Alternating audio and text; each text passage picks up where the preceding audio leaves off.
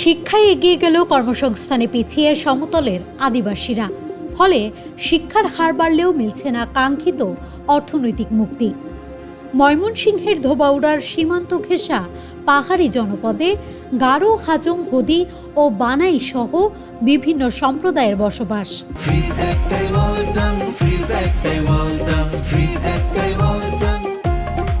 Dhobaura tribal welfare অ্যাসোসিয়েশনের 2024 সালের সুমারি অনুযায়ী উপজেলায় আদিবাসী জনগোষ্ঠীর সংখ্যা প্রায় 50,000।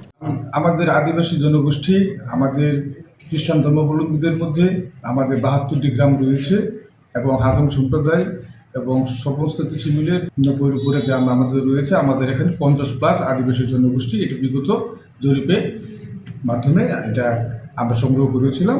55 বছর বয়সী সগেন্দ্র হাজং পেশায় একজন কৃষক। বছরের পর বছর কৃষি জমিতে কাজ করেও বদলায়নি তার ভাগ্য। বাঁশ ও কম্বল দিয়ে তৈরি ঘরেই পরিবার নিয়ে তার বসবাস।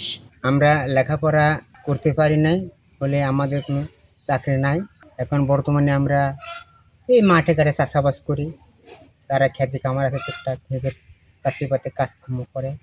আর স্থানীয়দের দাবি শিক্ষার হার প্রায় 95% হলেও কর্মসংস্থান মাত্র 25%। আমাদের গারো আদিবাসী সমাজ বর্তমান সময়ে অনেক শিক্ষায় এগিয়ে থাকলেও সরকারি তেমন কর্মসংস্থান না পাওয়াতে ও অর্থনৈতিকভাবে অনেক পিছনে পড়ে আছে। আমি একসময় চাকরির ক্ষেত্রে অনেক প্রতিযোগিতা করেছি, ভাইবা পর্যন্ত গিয়েছি, প্রায় 12-15টি ভাইবাও দিয়েছিলাম। আদিবাসী কোটা কিন্তু এখানে কিন্তু উল্লেখ ছিল, কিন্তু আমার চাকরি হয় না।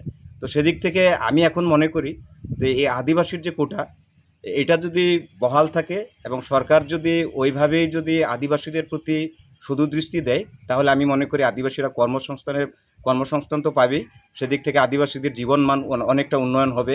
আমাদের শিক্ষাক্ষেত্রে আমরা মোটামুটি অনেকটা এগিয়ে থাকলেও সরকারিভাবে যদি আমরা বিভিন্নভাবে শিক্ষাবৃত্তি, শিক্ষা উপকরণ এবং বিভিন্ন সার্বিক সাহায্য সহযোগিতা যদি আমরা পাই, তাহলে আমরা শিক্ষাক্ষেত্রে আরও অগ্রসর হতে পারবো। 1977 সাল থেকে ওয়ার্ল্ড ভিশনের বিভিন্ন উদ্যোগে শিক্ষা ও কর্মসংস্থানের সুযোগ তৈরি হলেও 2017 সালে সংস্থাটি চলে যাওয়ার পর অনেকে বেকার হয়ে পড়েন। সবাই আমরা মোটামুটি ওনাদের সাথে আমরা কাজ করতাম, অর্থাৎ এই সংস্থার মাঝে আমাদের জীবিকা নির্বাহ করা যেত। কিন্তু এই সংস্থা চলে যাওয়াতে আমরা এখন মোটামুটি আমাদের এলাকা, আমাদের এই আদিবাসী জনগোষ্ঠী এখন সবগুলি তাদের এখন কর্মসংস্থান নাই বললেই চলে। স্থানীয়রা মনে করছেন শিক্ষার পাশাপাশি চাকরি, প্রশিক্ষণ ও আত্মকর্মসংস্থানের সুযোগ বাড়ানো না গেলে অর্থনৈতিক মুক্তি অধরাই থেকে যাবে।